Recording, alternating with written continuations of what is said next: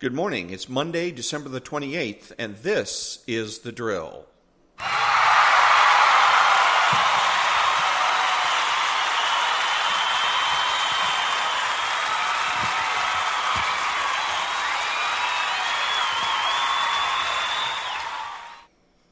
Thank you. The prayer of the day. No weapon formed against me shall prosper, and every tongue that rises against me in judgment I condemn. Amen. Isaiah 54:17. Welcome to all the butchers, bakers, and candlestick makers out there. I'm Ron, your host, the only true conservative in the United States today. Today, changing the subject. Ducking values, when the waters were changed, left-wing brainwashing, listening to your conscience, the culture is the foundation of society, basic philosophical principles, republicanism versus conservatism, know your enemy, and beware of moderates. All that when I come back.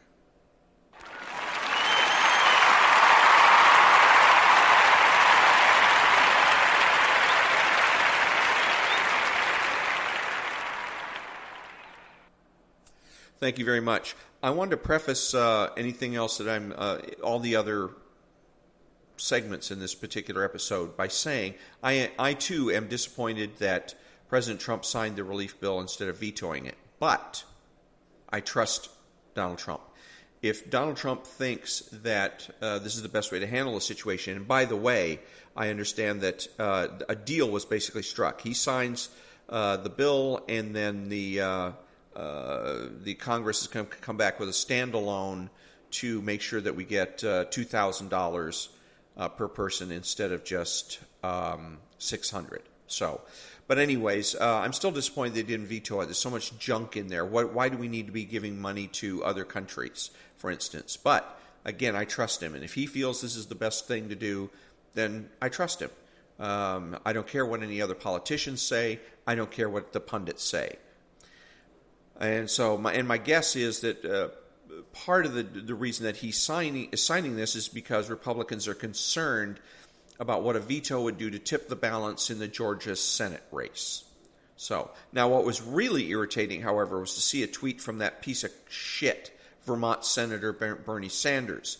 I thought about sending him a nasty tweet, but instead decided to just go ahead and block him. And I encourage everyone else to do the same. Go ahead, go into Twitter, and just block the fool. Maybe you throw him a nasty statement, then block him.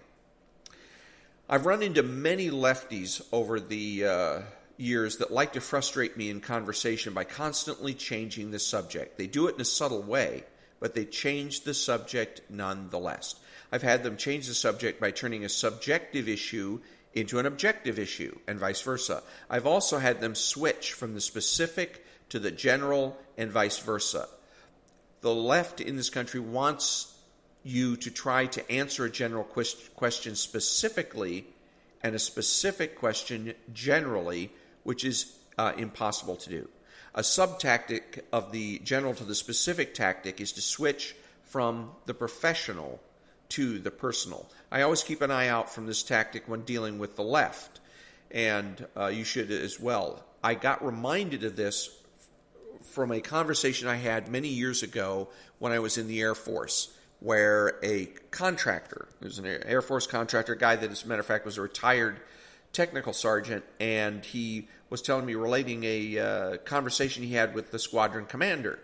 And the squadron commander was becoming frustrated with him, and the squadron commander finally confronted him and said, "So you mean every time I ask you a general question, you're going to give me a specific answer, and every time I give you a specific question, you're going to give me a general answer?" So that's where the light went on for me in realizing that the left uses that frequently. Not only the left, but conservatives or so-called conservatives, Republicans, any office holder will use this changing the subject so that it sounds as though they're answering the question. Instead of being, it used to be that if a politician didn't want to answer a question, they say no comment.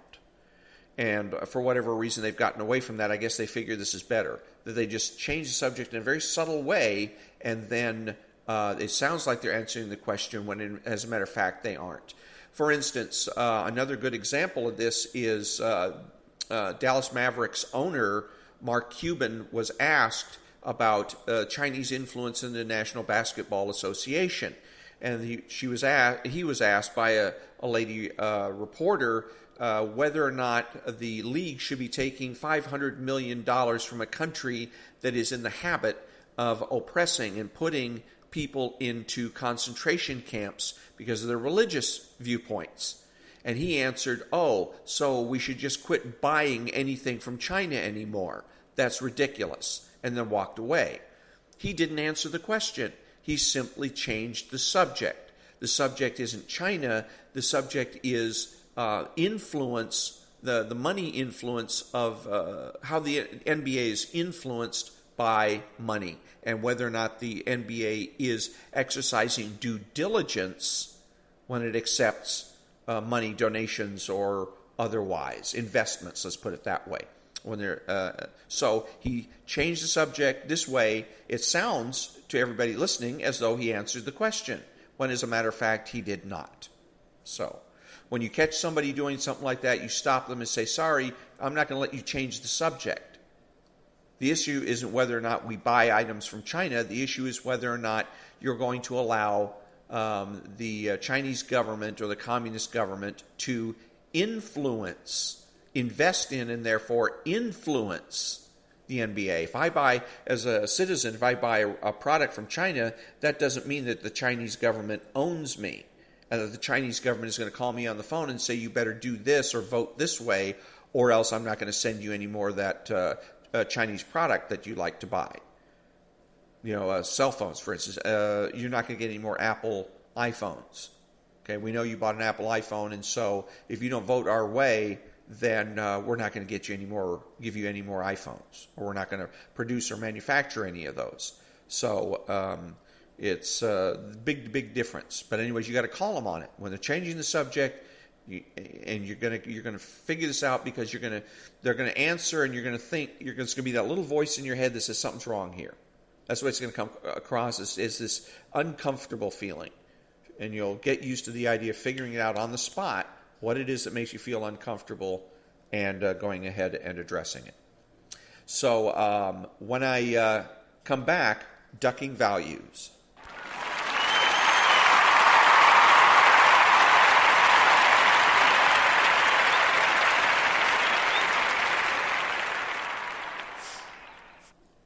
Thank you. Ducking values. I refuse to duck values. All the other brainwashed people in our society may be neutral, gray, and wishy-washy. I refuse to follow their lead. Whenever someone speaks in a bland and neutral way, I make sure to confront them and demand specificity and the unequivocal. Nancy Pelosi impeached the President of the United States. Gavin Mimbo Newsom has locked down the economy of the state of California. Gavin Newsom is a liar. Gavin Newsom has, therefore, no moral authority. Joe Biden is a criminal. He is a leader, not of the United States, but of a crime family. Joe Biden may end up being sworn in as President of the United States, but that doesn't make him a leader. Joe Biden has no moral authority.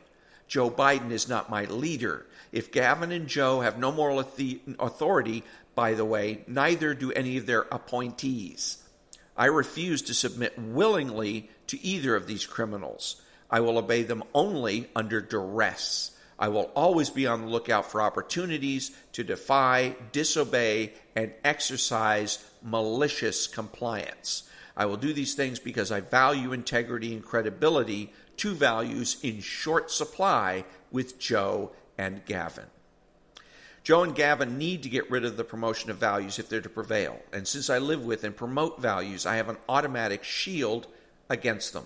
There are two ways that Joe and Gavin can undermine me and my expression of values. First, by encouraging me to make predictions, and second, by encouraging me to understand rather than judge, by psychologizing. If I succumb to their encouragements and start making predictions and psychoanalyzing, I will no longer be conservative nor even socialist, but neutral. I'm a true conservative and therefore never neutral. Everything that I do should be conservative. Back in a minute.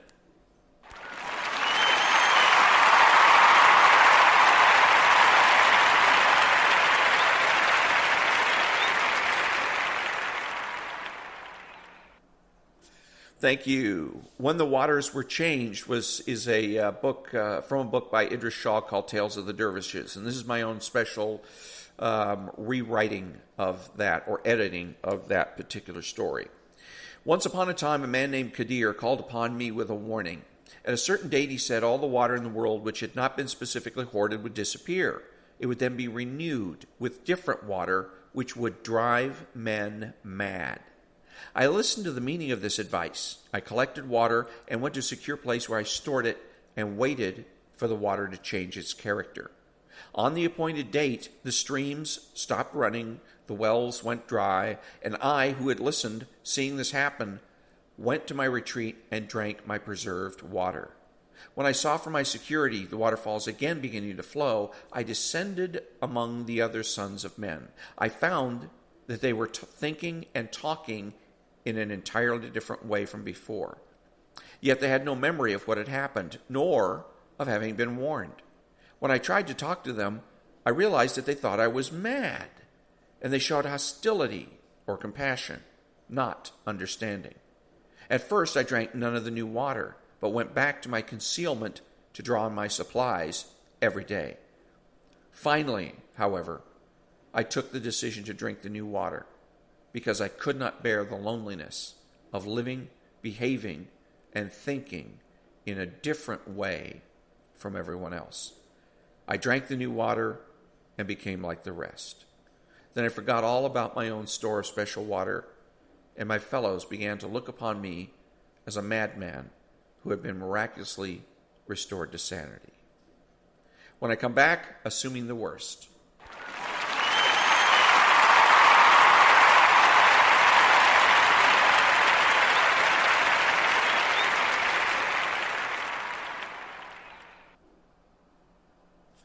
Thank you. Since I was a teenager, I've been brainwashed by the left to assume the worst and hope for the best. I fell for this because at first blush, this admonition seems smart, but it is not.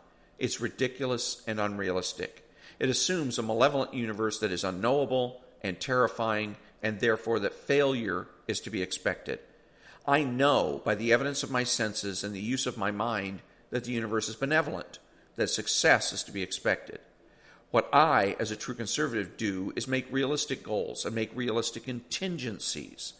I, as a true conservative, presume success and plan for success because with success comes change, whereas with failure, I simply end up returning to the status quo.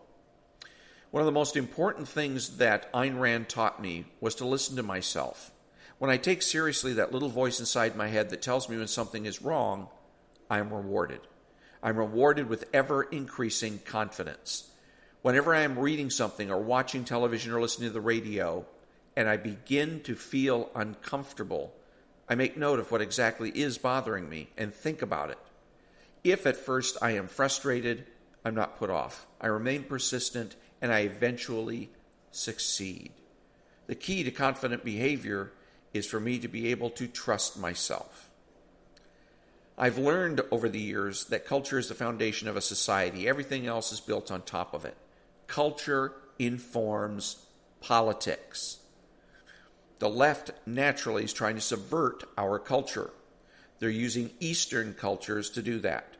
The left considers Eastern cultures as superior because they're supposed to be more change-oriented, as is socialism. Capitalism is a natural outgrowth of Western culture, and socialism is an outgrowth of Eastern culture.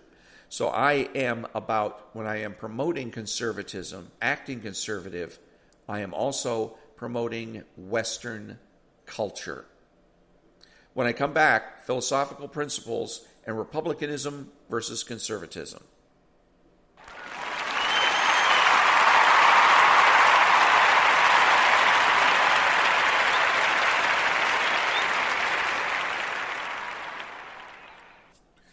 Thank you. If I am to defeat the left, I must study basic philosophical principles. I must know that the question if a tree in a forest falls and no one is around to hear it, did it make a noise, is a question about reality.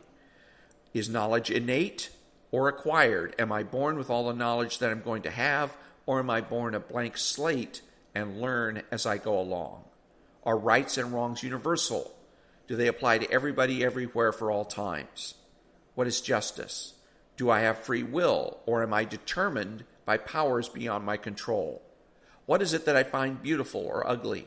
Does beauty even exist in reality, or is it merely a tool that I use to manipulate and oppress others? Republicanism versus conservatism. Republicanism is a political viewpoint, and conservatism is a world view. So a conservative can actually be Republican or Democrat. I'm a Republican based on the way I vote, and the first thing I have to do is understand my world view. Am I realistic or idealistic? Do I make the presumption for the status quo and change only when the need for change is obvious? Or do I presume change? Am I a Christian? Once I've answered those questions, I can know whether I am conservative or non-conservative. By the way, I have to choose. There's no middle ground. There's no moderates. And more important, there's no cafeteria. I cannot be a little socialist and a little conservative. I am one or the other.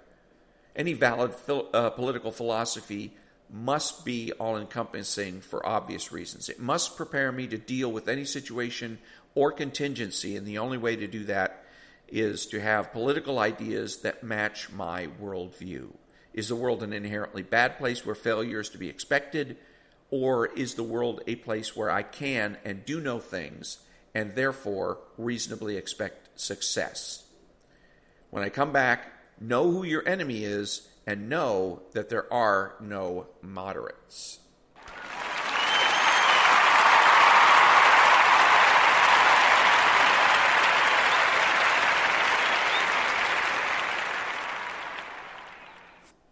Thank you very much. Knowing my enemy is essential, and since the left doesn't go around wearing uniforms, I have to identify my enemy by other means, and I use hallmarks, following the hallmarks of my enemies: socialism, psychologism, subjectivism, pragmatism, activism, materialism, skepticism, and determinism. Psychologism means using psychology as one's frame of reference. Subjectivism means rejecting reality and replacing it with opinion and popularity. Pragmatism says that the ends justify the means. Activism is about acting first and thinking later. Materialism is the denial of the reality of concepts and abstractions. Skepticism denies certainty of knowledge, and determinism is the denial of free will. Back in a minute.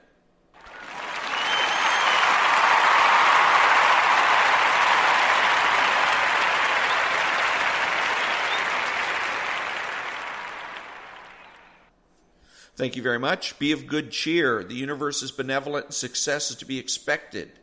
Therefore, Soros has no authority, no power, and he can't win. Think about it. On the next episode, more left-wing tactics. And that concludes another episode of The Drill. Be honest, be smart, and be beautiful. I'm Ron, and that's The Drill.